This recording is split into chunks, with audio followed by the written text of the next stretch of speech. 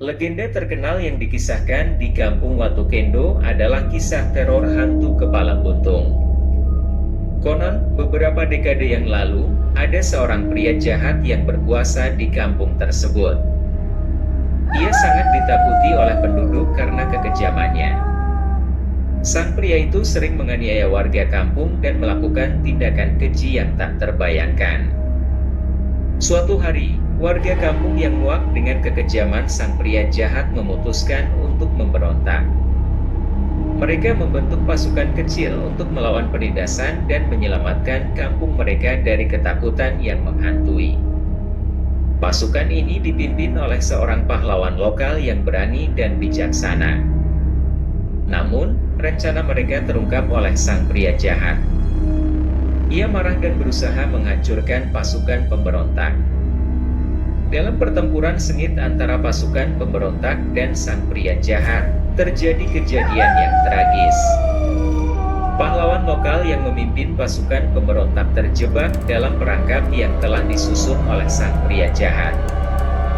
Tanpa ampun, sang pria jahat memenggal kepala sang pahlawan lokal di depan mata pasukan pemberontak yang kini kalah jumlah. Kepala sang pahlawan pun dilemparkan ke sebuah sumur tua yang terletak di tengah hutan. Setelah itu, sang pria jahat melarikan diri, meninggalkan pasukan pemberontak yang hancur dan terhempas oleh duka yang mendalam. Ketika warga kampung mengetahui nasib tragis yang menimpa pahlawan mereka sangat terpukul. Namun, mereka tidak berani membalas dendam karena ketakutan akan kekuatan gaib sang pria jahat.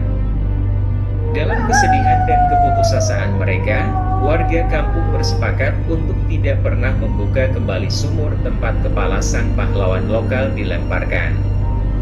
Sejak saat itu, muncullah legenda tentang teror hantu kepala buntung. Beberapa orang mengklaim bahwa mereka telah melihat sosok hantu dengan kepala terpisah berkeliaran di sekitar sumur tua di tengah hutan. Warga kampung meyakini bahwa itu adalah hantu sang pahlawan lokal yang terus menghantui kampung sebagai pertanda dendam dan keinginan untuk mendapatkan keadilan.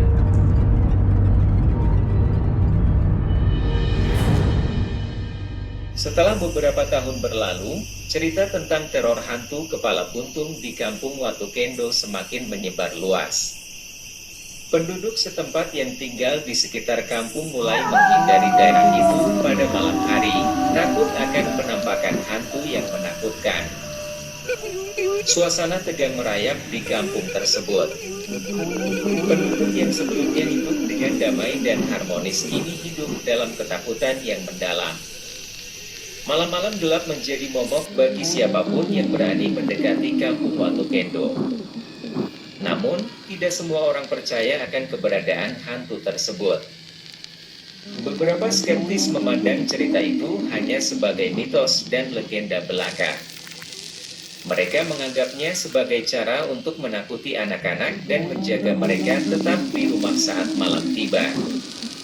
Namun, beberapa penduduk setempat yang memiliki pengalaman yang menakutkan bersumpah bahwa mereka telah melihat sendiri hantu kepala buntung di malam hari.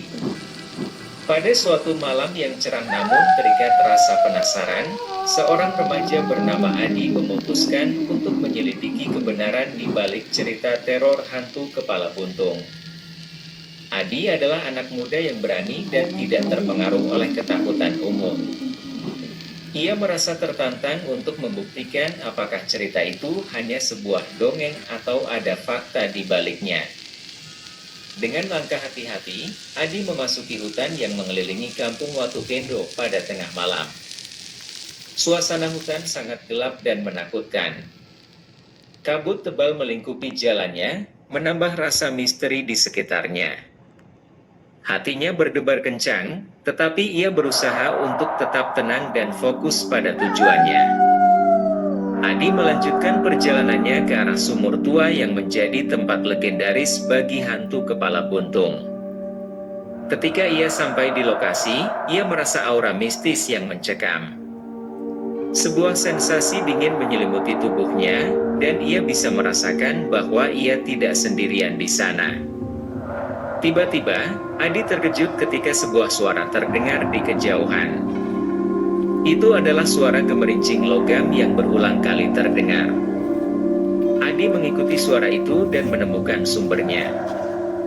Di antara semak-semak, ia menemukan sebuah kalung perak yang berkilauan di bawah cahaya rembulan.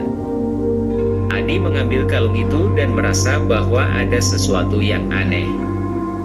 Ia merasakan getaran aneh yang membawanya ke arah sumur tua. Dengan perasaan campur aduk, Adi mendekati sumur tersebut dan memperhatikan setiap detil di sekitarnya. Ia melihat batu-batu kuno yang berbaris di sekitar sumur, tampaknya sebagai perlindungan atau tanda peringatan. Tiba-tiba, sesuatu yang mengejutkan terjadi. Cahaya memancar dari dalam sumur, memperlihatkan sosok bayangan yang muncul di antara kabut tebal. Adi berdiri kaku, tak bisa bergerak saat ia melihat sosok tersebut. Sosok itu terungkap sebagai seorang pria dengan kepala yang terpisah dari tubuhnya. Sang pahlawan lokal yang meninggal dalam pertempuran melawan sang pria jahat.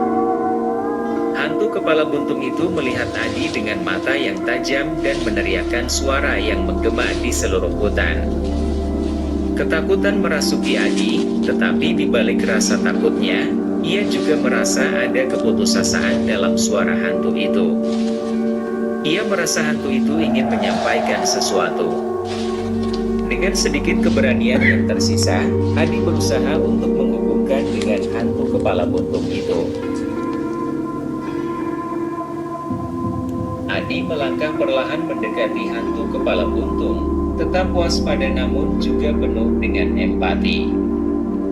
Ia merasa bahwa ada cerita yang ingin disampaikan oleh hantu tersebut. Saat Adi mendekat, hantu kepala buntung itu mengangkat tangan dan menunjuk ke arah kalung perak yang dipegang oleh remaja itu. Adi memahami bahwa kalung itu memiliki keterkaitan dengan masa lalu hantu tersebut. Dengan hati-hati, Adi menunjukkan kalung itu ke hantu kepala buntung. Mata hantu itu menyala dengan cahaya samar dan ia mengangguk perlahan. Tanpa kata-kata, mereka berdua mulai berkomunikasi secara telepati. Adi menyadari bahwa hantu kepala buntung itu adalah sosok pahlawan lokal yang tidak pernah mendapatkan keadilan yang seharusnya. Ia memberikan segala yang ia punyai untuk melindungi kampungnya, namun hidupnya berakhir tragis tanpa keberpihakan dan penghormatan yang pantas. Hantu kepala buntung tersebut menjelaskan kepada Adi bahwa kalung perak yang ia temukan adalah peninggalan berharga yang harus dikembalikan kepada keluarganya. Kalung itu merupakan warisan yang hilang dan melambangkan keberanian dan kejujuran pahlawan lokal tersebut. Dengan tekad yang kuat, Adi berjanji kepada hantu kepala buntung bahwa ia akan membantu mengembalikan kalung tersebut kepada keluarga pahlawan itu.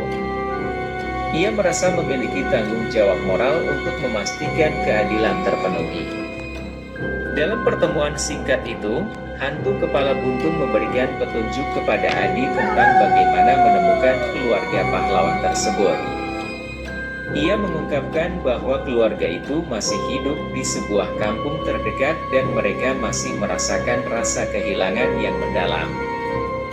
Dengan hati yang berdebar-debar, Adi meninggalkan hutan dan melanjutkan perjalanan menuju kampung yang disebutkan oleh hantu kepala buntung. Ia berkomitmen untuk mengungkapkan kebenaran dan mengembalikan kalung perak tersebut kepada keluarga yang berhak. Saat matahari terbit, Adi tiba di kampung yang dimaksud. Ia berusaha mencari tahu tentang keluarga pahlawan lokal itu dan akhirnya menemukan mereka. Dengan penuh pengharapan, Adi menjelaskan tentang pertemuannya dengan hantu kepala buntung dan memberikan kalung perak sebagai tanda penghormatan kepada keluarga pahlawan itu. Keluarga pahlawan lokal terkejut dan terharu. Mereka tidak pernah menyangka bahwa mereka akan mendapatkan kalung perak tersebut setelah bertahun-tahun kehilangan. Air mata haru mengalir di wajah mereka, dan mereka merasa lega karena pahlawan mereka akhirnya mendapatkan pengakuan dan kehormatan yang pantas. Cerita tentang teror hantu kepala buntung di kampung Watukendo kemudian mengalami perubahan. Penduduk setempat mulai memahami bahwa hantu tersebut tidaklah jahat, melainkan jiwa yang belum mendapatkan keadilan. Mereka memutuskan untuk menghormati hantu kepala buntung dan memperingati perjuangannya sebagai pahlawan. Legenda teror hantu kepala buntung yang dulu menakutkan kini berubah menjadi cerita tentang keberanian, keadilan, dan penghormatan. Kampung Watukendo kembali hidup dalam kedamaian, tetapi cerita tentang hantu kepala buntung akan tetap diingat dan diceritakan dari generasi ke generasi sebagai pengingat tentang pentingnya menghormati dan menghargai para pahlawan yang berjuang demi kebenaran.